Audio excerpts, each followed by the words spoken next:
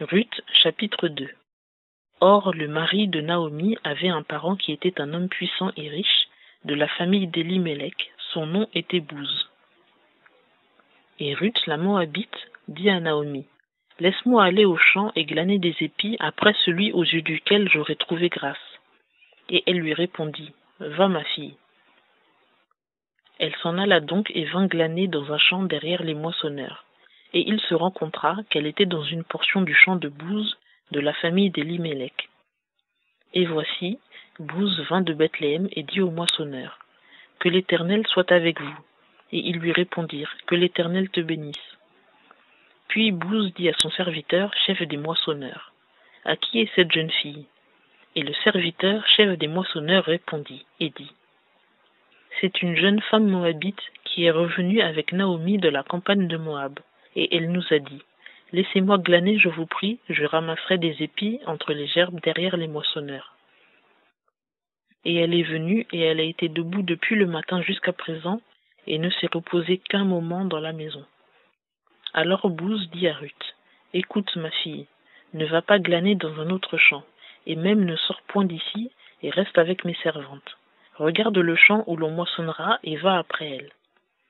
Voici, j'ai défendu à mes serviteurs de te toucher, et si tu as soif, tu iras boire à la cruche de ce que les serviteurs auront puisé. » Alors elle se jeta sur sa face, se prosterna contre terre et lui dit, « Comment ai-je trouvé grâce à tes yeux, que tu me reconnaisses, moi qui suis étrangère ?» Bouz répondit et lui dit, « Tout ce que tu as fait à ta belle-mère depuis la mort de ton mari m'a été entièrement rapporté. Comment tu as laissé ton père, ta mère et le pays de ta naissance, et comment tu es venu vers un peuple que tu ne connaissais point hier ni avant. Que l'Éternel te rende ce que tu as fait, et que ta récompense soit entière de la part de l'Éternel, le Dieu d'Israël, sous les ailes duquel tu es venu te réfugier. » Et elle dit, « Mon Seigneur, je trouve grâce à tes yeux, car tu m'as consolé et tu as parlé selon le cœur de ta servante. Bien que je ne sois pas, moi, comme l'une de tes servantes. » Et Bouz lui dit encore, au temps du repas, « Approche-toi d'ici, et mange du pain, et trempe ton morceau dans le vinaigre. » Elle s'assit donc à côté des moissonneurs, et il lui donna du grain rôti, et elle en mangea, et fut rassasiée, et elle en garda un reste. Puis elle se leva pour glaner, et Bouz donna cet ordre à ses serviteurs, qu'elle glane même entre les gerbes, et ne lui faites point de honte. Et même vous tirerez pour elle des gerbes quelques épis que vous lui laisserez glaner, et vous ne la gronderez point. Elle glana donc dans le champ jusqu'au soir, et bâtit ce qu'elle avait recueilli, et il y eut environ un épha d'orge. Et elle l'emporta et rentra à la ville, et sa belle-mère vit ce qu'elle avait glané.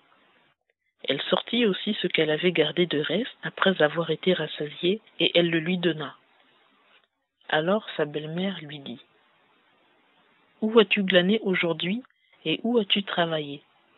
Béni soit celui qui t'a reconnu. » Et elle raconta à sa belle-mère chez qui elle avait travaillé et lui dit, « L'homme chez qui j'ai travaillé aujourd'hui s'appelle Bouz. » Et Naomi dit à sa belle-fille, « Qu'il soit béni de l'Éternel, puisqu'il a la même bonté pour les vivants qu'il avait eue pour les morts. » Et Naomi lui dit, « Cet homme est notre parent, et de ceux qui ont sur nous le droit de rachat. » Alors Ruth, la Moabite, ajouta, « Il m'a dit aussi, reste avec mes serviteurs jusqu'à ce qu'ils aient achevé toute ma moisson. » Et Naomi dit à Ruth, sa belle-fille, « Ma fille, il est bon que tu sortes avec ses servantes, et qu'on ne te rencontre pas dans un autre champ. » Elle s'attacha donc aux servantes de Bouz pour glaner jusqu'à la fin de la moisson des orges et de la moisson des froment, et elle demeurait avec sa belle-mère.